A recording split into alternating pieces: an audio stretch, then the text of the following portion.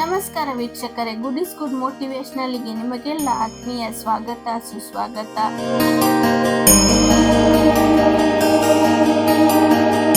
ಬಾಲ್ಯದಿಂದಲೇ ಅರಮನೆ ವೈಭೋಗಕ್ಕೆ ಒಡ್ಡಿಕೊಳ್ಳದೆ ಗುರುಕುಲ ಋಷ್ಯಾಶ್ರಮ ಕಾಡು ಮೇಡುಗಳಲ್ಲಿ ಕಳೆದವನು ರಾಮ.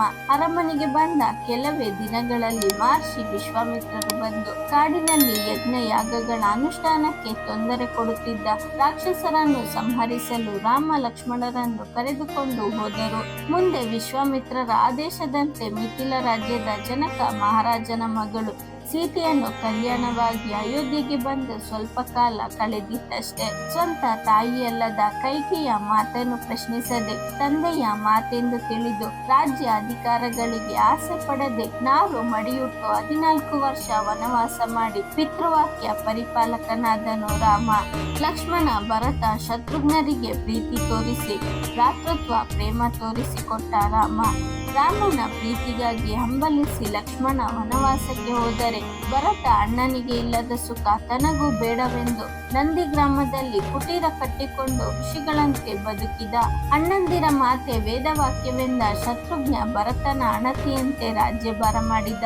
ವನವಾಸಕ್ಕೆ ಹೊರಟ ರಾಮನಿಗೆ ರಥದ ಸಾರಥಿ, ದೋಣಿಯಲ್ಲಿ ಗಂಗಾ ನದಿ ದಾಟಿಸಿದ ಅಂಬಿಗನಿಗೆ ತನ್ನ ಸರ್ವಸ್ವವನ್ನು ಅರ್ಪಿಸಲು ಮುಂದಾದನು. ಮೇಲು ಕೀಳೆನ್ನದ ರಾಮ ಅವನನ್ನು ಮರೆಯಲಿಲ್ಲ. ರಾಮ ಪಟ್ಟಾಭಿಷಿಕ್ತನಾದ ಮೇಲೆ ಅಂಬಿಗನನ್ನು ಆದರಿಸಿ ಗೌರವಿಸಿ ಸ್ನೇಹಕ್ಕೆ ಆದರ್ಶನಾದ.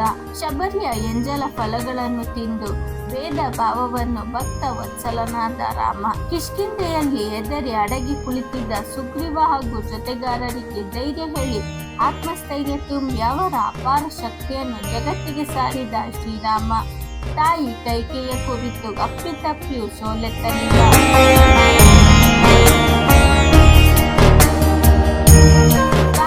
ಸೀತೆಯನ್ನು ಅಪಹರಿಸಿದಾಗ ಅರಸರಂತೆ ಮತ್ತೆ ವಿವಾಹವಾಗಲಿಲ್ಲ.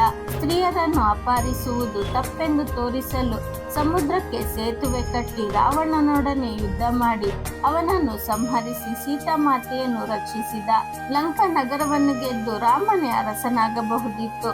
ಆದರೆ ಅನ್ಯರ ಸ್ವತ್ತಿಗೆ ಆಸೆ ಪಡದೆ ವಿಭೀಷಣನಿಗೆ ಪಟ್ಟ ಕಟ್ಟಿ ಜನ್ಮಭೂಮಿಯೇ ಸ್ವರ್ಗ ಎಂದು ಅಯೋಧ್ಯಾಧಿಪತಿಯಾಗಿ ರಾಜ್ಯಭಾರ ಮಾಡಿದ. ಪ್ರಜೆಗಳನ್ನು ತನ್ನ ಮಕ್ಕಳೆಂದು, ಪ್ರಜೆಗಳೇ ರಾಜ್ಯದ ಪ್ರಭುಗಳು, ಅವರ ಅಭಿಪ್ರಾಯಗಳೇ ಮುಖ್ಯ ಎಂದು ಅಗಸನ ಮಾತಿಗೂ ಗಮನ ಕೊಟ್ಟು ಗರ್ಭಿಣಿ ಸೀತೆಯನ್ನು ಕಾಡಿಗೆ ಕಳುಹಿಸಿದ. ಪ್ರಾಣಕ್ಕಿಂತ ಮಾನಕ್ಕೆ ಹೆದರಿದ.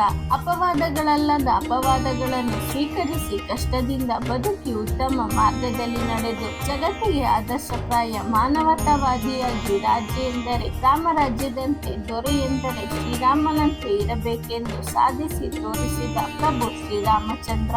ಈ ಜಗತ್ತು ಇರುವ ತನಕ ಎಲ್ಲರೂ ಕೊಂಡಾಡುವಂತೆ ಆದರ್ಶಪ್ರಾಯನಾಗಿ ಜಗತ್ತೇ ಮೆಚ್ಚಿ ಪೂಜಿಸಲ್ಪಡುವ ಎಲ್ಲ ಭಕ್ತರಿಗೆ ದೇವರಾದನು. ಇಂಥ ಪ್ರಭುವಿನ ಶ್ರೀರಾಮ ರಕ್ಷಾ ಸ್ತೋತ್ರವು ಕಷ್ಟದಲ್ಲಿರುವಾಗ ನಮಗಿಂತಲೂ ಕಷ್ಟದಲ್ಲಿರುವವರನ್ನು, ಕಷ್ಟಗಳನ್ನೆಲ್ಲ ಮೆಟ್ಟಿ ಮುನ್ನಡೆದ ಶೂರರನ್ನು, ಧೀರರನ್ನು ನೆನೆಸಿಕೊಂಡಾಗ ನಮ್ಮ ಕಷ್ಟ ಕ್ಷುಲ್ಲಕ ಎನಿಸುವುದು. ಇಂತಹ ಪೌರಾಣಿಕ ವ್ಯಕ್ತಿತ್ವಗಳನ್ನು ನಮ್ಮ ಜೀವನದಲ್ಲಿ ಪರಿಚಯಿಸಿ ಕಷ್ಟ ಬಂದಾಗ ಹೇಗೆ ಮೆಟ್ಟಿ ನಿಲ್ಲಬೇಕು, ಎಂದೆಂದಿಗೂ ನಮ್ಮ ಆದರ್ಶವನ್ನು ಬಿಟ್ಟುಕೊಡಬಾರದು ಎಂದು ತಿಳಿಸಿಕೊಡುವುದಕ್ಕೆ ನಮ್ಮ ಹಿರಿಯರು ಇಂತಹ ಸ್ತೋತ್ರ ಪಠಣಗಳನ್ನು ನಮ್ಮ ಜೀವನದ ಒಂದು ಭಾಗವಾಗಿಸಿದ್ದಾರೆ. ಇದನ್ನೆಲ್ಲ ಕೇವಲ ಪದ್ಧತಿಯನ್ನಾಗಿ ಮಾಡದೆ ನಮ್ಮ ಜೀವನಕ್ಕೆ ಬೇಕಾದ ಪಾಠವನ್ನಾಗಿ ಸ್ವೀಕರಿಸುತ್ತಾ ನಮ್ಮ ಮಕ್ಕಳು ಕೂಡ ಈ ಸಂಪ್ರದಾಯಗಳನ್ನು ಮನೆಯಲ್ಲಿ ಬೆಳೆಸಿದಾಗ ಖಂಡಿತ ರಾಮನ ಆದರ್ಶಗಳು ಅವರಿಗೆ ಜೀವನದ ಆದರ್ಶವಾಗಿ ದಾರಿ ತೋರುತ್ತದೆ. ರಾಮನ ಕತೆ ನಿಮಗೆ ಇಷ್ಟವಾಗಿದ್ದರೆ ಲೈಕ್ ಮಾಡಿ, ಶೇರ್ ಮಾಡಿ. ಇನ್ನು ನಮ್ಮ ಚಾನಲ್ಗೆ ಸಬ್ಸ್ಕ್ರೈಬ್ ಆಗಿಲ್ಲ ಅಂದ್ರೆ ಸಬ್ಸ್ಕ್ರೈಬ್ ಮಾಡ್ಕೊಳ್ಳಿ. ಮುಂದೆ ಬರೋ ಎಲ್ಲ ವಿಡಿಯೋಗೋಸ್ಕರ ಬೆಲ್ ಬಟನ್ ಕ್ಲಿಕ್ ಮಾಡಿ. ಧನ್ಯವಾದಗಳು.